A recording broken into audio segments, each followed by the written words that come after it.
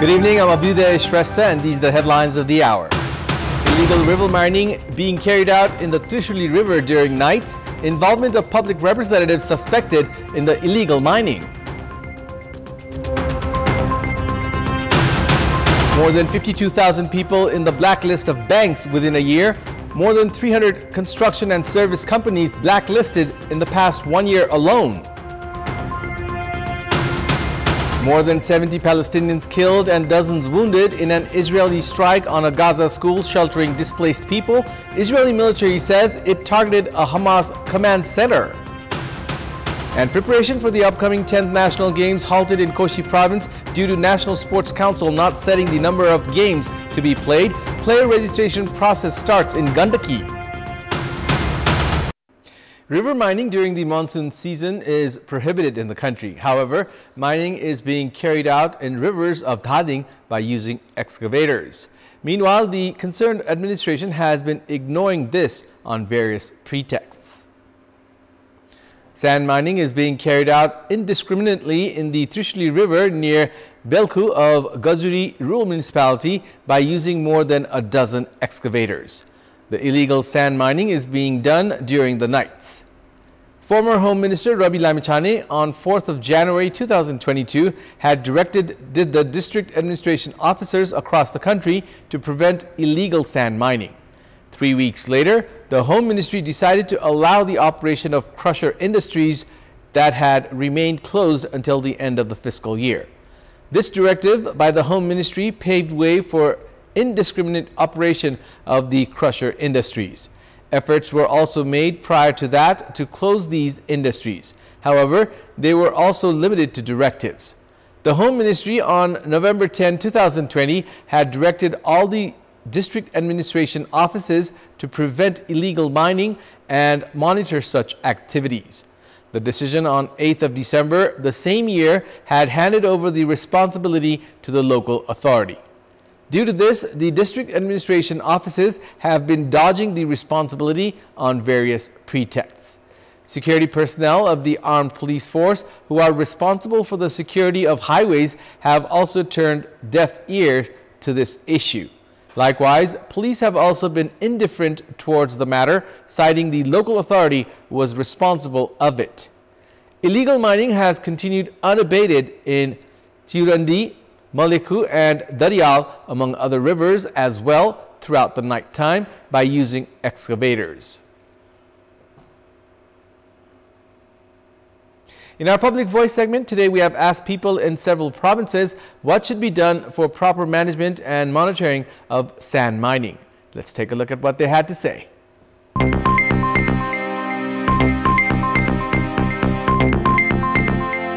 समय-समयमा सम्बन्धित निकायहरूले अनुगमन गर्न पर्यो। स्थानीयले पनि हेर्न पर्यो, डोजर लगाछन् कि के लगाछन् भनेर ढुङ्गा बालु ल्याउँदाखेरि स्थानीय तहदेखि लिएर सम्बन्धित निकायहरूको सबैको यसमा चाहिँ जिम्मेवारी हुन्छ। समय-समयमा स्थानीय तह र सम्बन्धित निकायले स्थलगत अनुगमन गर्नुपर्छ। नियम बाहिर गएर जो पनि काम गर्छ त्यसमाथि कारबाही गर्नुपर्छ। जथाभावी दोहन र उत्खननलाई रोक लगाउनुपर्छ। सरकारले पनि त्यहाँ गएर हेरविचार गर्न पर्यो, नमान्नेलाई कडाभन्दा कडा सजाय दिन पर्यो। अनुभवी व्यक्ति जुन त्यसबाट भुक्तभोगीहरू उहाँहरूको पनि सल्लाह सुझावलाई आधार मानेर लियो भनेदेखि जान्छ। प्राकृतिक रूपले विनाश निम्तिने गरी त्यसलाई उपयोग गर्न भएन। स्थानीय तहको निगरानी हुनु पर्यो। प्रकृतिको आधारमा भूगर्भीसँग परामर्श गरेर मात्रै खनन गर्न दिनुपर्छ। स्थानीय सरकारले हेर्नुपर्छ। स्थानीय प्रशासनको रोवाबरमा चाहिँ व्यवस्थित गर्नुपर्छ। त्यसका सामानहरू निकाल्नको लागि अगाडि नै सूचना गर्नुपर्ने हुन्छ। अवैध क्रसर लगायत विभिन्न ढुङ्गा गिट्टीहरू झिकिलो देखिन्छ, त्यो कुराहरूलाई व्यवस्थित गर्नुपर्छ। नेपाल सरकारले चाहिँ त्यसलाई अलिक नियन्त्रण गरेर अब के हो हेरफेर गरेर त्यसलाई चाहिँ के अरे चेकडमहरू लागेर लगाएर गर्नुपर्ने जस्तो लाग्छ। यो ठाउँ सुरक्षित छ, यो ठाउँमा खन्न हुन्छ, यो ठाउँमा खन्न हुँदैन भनेर प्राविधिकहरू खटाएर नेपाल सरकारले आफूले नियन्त्रण नेपाल सरकारको अधीनमा हुनुपर्छ।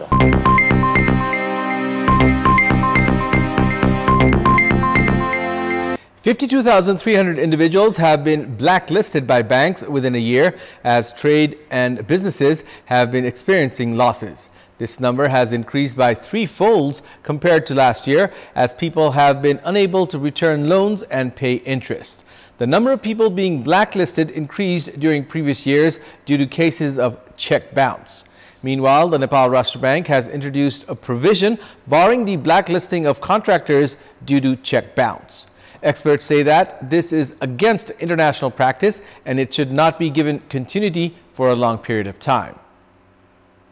The number of individuals who are blacklisted by banking and financial institutions have been on the rise. 34,081 individuals and organizations had been blacklisted in the fiscal year 2022-23, while the number had reached 52,303 last year. The number of those who fail to pay loan and interest and those who provide check without money in their account have increased by 11-folds. In the fiscal year 2019-20, 4,620 individuals had been blacklisted. This had increased by almost 4 times in the fiscal year 2021-22, reaching 15,995. The number of blacklisted people had increased after businesses that had suffered losses during the COVID pandemic failed to revive. The economic crisis in the country has been attributed as one of the reasons for this situation. The number of people who had been blacklisted due to check bounce was 29,325 in the fiscal year 2022-23, which had reached 39,482 last year. Likewise, 4,756 people had been blacklisted in the fiscal year 2022-23 for failing to pay loan and interest, while the number had reached 12,821 last year. Majority of these cases are because businesses fail to revive after suffering losses. In the meantime, the Nepal Rashtra Bank has introduced a provision which bars blacklisting an individual based on check bounce. Contractors, however, say that this is not sufficient and that some provisions of check bounce must be amended. The increasing trend of individuals and organizations being blacklisted has contributed to the economic crisis in the country. Bad debt of banking and financial institutions have also been increasing due to this. The government does not have any alternatives but to address this issue in order to increase economic activities in the country. The government has blacklisted 309 construction and service companies within a year. More than 80,000 of them are construction companies. 80% of them are construction companies. The Public Procurement Monitoring Office blacklisted 20 companies only yesterday. These companies have been blacklisted as per the recommendation of the entity under the Department of Roads. Spokesperson of the entity, Vishnu Prasad Regmi, said that preparations were being made to blacklist dozens more companies. The government blacklists companies after they fail to maintain government standards. Such companies are barred from participating in public procurement. It's now time for our segment Public Pulse, where you text us with your opinion. But before that, let's take a look at the results from yesterday's poll. Yesterday, we had asked you, because of whom has the dispute related to the fees of dedicated and trunk lines yet to be resolved? 36% voted for A, Nepal Electricity Authority, 26% for B, Industries, and 38% for C, Government Policy. And here's today's question. Why is there increase in blacklisting of individuals and organizations involved in construction businesses and financial transactions?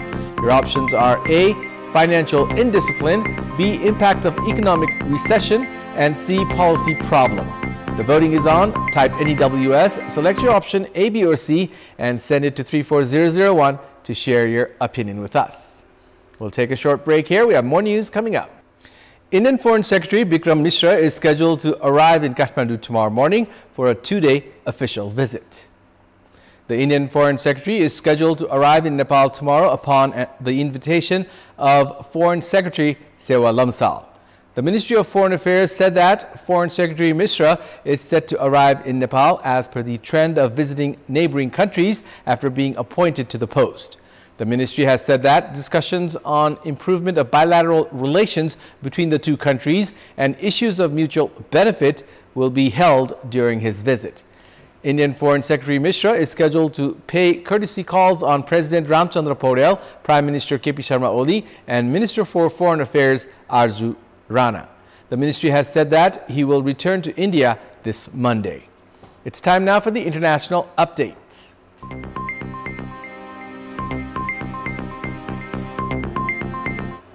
More than 70 Palestinians were killed and dozens wounded in an Israeli strike on a Gaza school sheltering displaced people, the Hamas-run Gaza government said earlier today. An airstrike, the Israeli military said, had targeted a Hamas command center. The strikes hit when people sheltering at the school were performing dawn prayers, leading to many casualties. Medics had not yet been able to reach all the bodies. There was no immediate information from Gaza health authorities. The Israeli military said in a statement that its air force targeted a command and control center where Hamas fighters were hiding. The military said it had taken steps to reduce the risk of harming civilians, including the use of precise munitions, aerial surveillance, and intelligence information. Hamas said the strike was a horrific crime and a serious escalation. Israel says the militant group embeds among Gaza's civilians operating from within schools, hospitals, and designated humanitarian zones, which Hamas denies. Israel launched its assault on Gaza after Hamas fighters stormed into southern Israel on October 7, killing 1,200 people, mostly civilians, and capturing more than 250 hostages, according to Israeli tallies. Since then, nearly 40,000 Palestinians have been killed in the Israeli offensive in Gaza, according to the Palestinian Health Ministry, which does not distinguish between combatants and civilians. Bangladesh's Chief Justice and Central Bank Governor have resigned earlier today as student protesters marched to Dhaka's Supreme Court in a widening of their demonstration, which had already ousted the Prime Minister. A law ministry official said Chief Justice Obaidul Hassan resigned on the condition of anonymity after students warned him of dire consequences if he did not. Hassan was said to be a loyalist to the ousted Prime Minister and was appointed to the head Supreme Court in 2023. Bangladesh Bank Governor Abdur Rauf Talukdar has also resigned, but his resignation has not been accepted given the importance of the position. Sheikh Hasina resigned from the prime ministerial post and flew to neighboring India last Monday after weeks of deadly protests. An interim government led by Nobel Peace Laureate Muhammad Yunus was sworn in last Thursday with the aim of holding elections. In the meantime, Hasina's son Sajib Wazad said yesterday the former prime minister had not applied for asylum in another country and was keen to return to Bangladesh. Hasina has been sheltering in New Delhi since Monday following an uprising that killed about 300 people, many of them students, ending her uninterrupted rule of 15 years in the country of 170 million people. Wazed also called the interim Bangladesh government led by Nobel laureate Muhammad Yunus completely unconstitutional and cast doubt on their ability to restore law and order. We have more news coming up, but right now it's time for another short break. Sports news. The 100-day countdown to the 10th National Games has begun. However, Koshi province has not yet started any preparations for the competition. The district selection process should have been complete by now, but the player registration work has not even started. Preparations have not started because the National Sports Council has not informed which games will be included in the 10th National Games and has not given any instructions either. The Koshi province government has said that players who are participating in the National Games have not started their practice because rain has caused problems in sports activities. In the meeting of the sports officials of Koshi province held in the second week of June, officials of the sports ministry have informed that they have instructed to prepare for the 10th National Games. The Koshi province government has allocated 10 million rupees for the National Games, which is very low. More than 80 million rupees was spent in the 9th National Games in Pokhara. Sports competitions have not been held in Koshi province yet, targeting national sports competition. The Gandaki Province Sports Council has started preparations for the upcoming National Games. The Provincial Sports Council has started preparations for the 10th National Games to be held in Karnali Province from 17th to 24th of November. The council has now formed a player selection committee at the initial stage and has sent letters for the registration of players district-wise. The province has given priority to players who have participated in national and international competitions within the past 2 years, and it has said that it will go to the ward level to identify new players. The Gandaki Province Sports Council has said that it is working to list the names of the players through the sports associations so that they can participate in all the games.